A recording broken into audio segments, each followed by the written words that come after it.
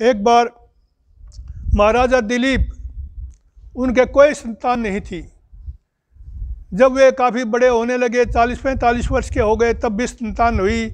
उन्होंने मंत्रिमंडल को बुलाया, अपने कुलगुरु वशिष्ठ से विचार किया। तो कुलगुरु वशिष्ठ ने कहा कि आप मेरी कपिला गऊ को ले लो और इस कपिला गऊ की सेवा करो, और सेवा आपको स्वयं करनी है, सेवकों से नहीं करानी, नौकर चाकर नहीं लगाने इसके ऊपर, इसकी सेवा के लिए आप स्वयं इसका चारा डालोगे, स्वयं इसको पानी दोगे, स्वयं इसके खुरेरा करोगे, स्वयं इसके थान की सफाई करोगे, पूरी तरह से इसकी जो भी सेवा है स्वयं करोगे, और प्रतिदिन अच्छी तरह से खुरेरा फेरोगे, हाथ फेरोगे, पुचकारोगे, इसका आशीर्वाद लोगे। आप पति पत्नी दोनों की सेवा में जुट जाओ। उस समय राज्य व्यवस्था बड़ी अच्छी होती थी, देश में अपराध नहीं होते थे, कोई बड़ी समस्याएं नहीं आती थी, और मंत्रियों ने बड़ी अच्छी तरह से राज्य को संभाल लिया। मंत्री राज्य को देखने लगे। राजा और रानी दोनों गऊ को लेकर के चल पड़े, उस कपिला गऊ को चराने के लिए लेकर चल पड़े। उस समय कवि ने उस दृश्य का वर्णन किया, जब वो लेके जा रहे थे, आगे आगे राजा था, बीच में कपिला गऊ थी, उसके पीछे काले वस्त्रों में को पहने हुए उसकी पत्नी थी।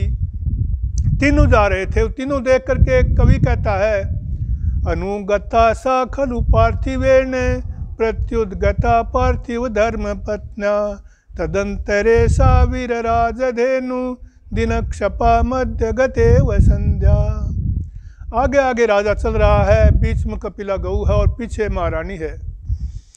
उन दो के बीच में वो गऊ इस प्रकार से शोभा दे रही थी जैसे दिन और रात के बीच में कपिल डंकी उषा दिखाई देती है। जैसे उषा काल शोभित होता है, आगे आगे सफ़ेद दिन है, पीछे काली रात्रि है, बीच में कपिल रंग की उषा देवी है। तो उसी प्रकार से वो राजा और रानी शोभित हो रही थी। तो जंगल में राजा रानी उसको लेके चले गए। गऊ जब चरने लगती तो राजा खड़ा रहता, उसके पीछे पीछे रहता, और गऊ जब चर करके पेट भर के जब बैठती तब ही राजा बैठता। इसी प्रकार से जब गऊ पानी पीती उसके बाद राजा पानी पीता, और उसके इस तरह से इतनी सेवा गऊ की वे कर रहे थे। जंगल में ले जाते प्रतिदिन और उसको चरा के लाते। एक बार जंगल में काफ़ी आगे निकल गए तो राजा वन की शोभा देखते हुए एक तरफ रह गए। गऊ आगे निकल गई, चरती हुई, घूमती हुई। अचानक गऊ की करुणा भरी आवाज़ राजा को सुनाई दी। राजा बड़े चिंतित हुए, घबराए, ओहो गऊ को किसी जंगली हिंसक जानवर ने आक्रमण कर दिया है। जाके देखते हैं तो एक सिंह गऊ के ऊपर बैठा है, उसके पंजे गड़ो रखे हैं उसने उसके ऊपर। राजा बड़े घबराए, बड़े दयार्द्र हो गए, और उन्होंने तुरंत अपना हाथ तरकश की तरफ किया बाण निकालने के लिए।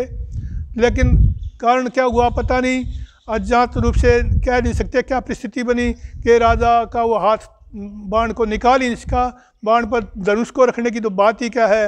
राजा बड़े विवश हो गए, तड़पने लगे। राजा ने सिंह से ही प्रार्थना की है, सिंह मेरे गुरु की इस गऊ को छोड़ दो, मेरे गऊ की ये गऊ, इसके बिना मैं नई जीवन धारण नहीं कर सकता हूँ। मैं इसके बदले में आप मेरा शरीर ले लो, अपनी भूख मिटानी है तो मेरे शरीर से अपनी भूख मिटाओ। सिंह ने कहा, राजन आप युवा अवस्था में हैं, आपका चक्रवर्ती राज्य है, इस इतने बड़े राज्य को और अपने शरीर को, सुख सुविधाओं को छोड़ करके आपको क्या प्राप्ति होगी। इस एक गऊ तो और भी बहुत है, ये गऊ नहीं रहेगी, आप दूसरी गऊ को पाल लेना। राजा ने कहा, नहीं ये मेरे गुरुजी की गऊ है, मैं इसी को ही चाहता हूँ, इसके बदले में आप मेरा शरीर ले लो। तो इस प्रकार की बात राजा ने कही। एकात पत्रम जगत प्रभुत्वम नव्यम वयकांतमिदं वपुश्च अल्पस्य हेतो बहुहातुमिच्छन् विचार मूढ़ प्रतिभासी में त्वम। के राजन एकात पत्रम जगत प्रभुत्व, एकमात्र तू जगत का राजा है, चक्रवर्ती सम्राट है। नव्यम वय है, नई तेरी आयु है। इदम कांतम वपु, ये कमनीय तेरा शरीर है। अल्पस्य है तो इस एकमात्र गऊ के लिए, थोड़ी प्राप्ति के लिए, बहु हाथों इच्छन, बहुत कुछ त्याग करने की इच्छा करता है तू। विचार मूढ़ प्रतीत होता है, तू मुझे बोला प्रतीत होता है। लेकिन राजा ने अपनी ही बात को आगे रखा, और कहा कि नहीं, मैं तो इस गऊ का ही जीवन चाहता हूँ। एक प्रकार से समझाने के लिए दृष्टांत है। इसमें सच्चाई तो इतनी ही है कि राजा ने गऊ की अनथक सेवा की। उस समय कहते हैं कि वो गऊ ने कहा कि राजन, मैंने ही परीक्षा लेने के लिए सिंह ये दृश्य दिखाया था।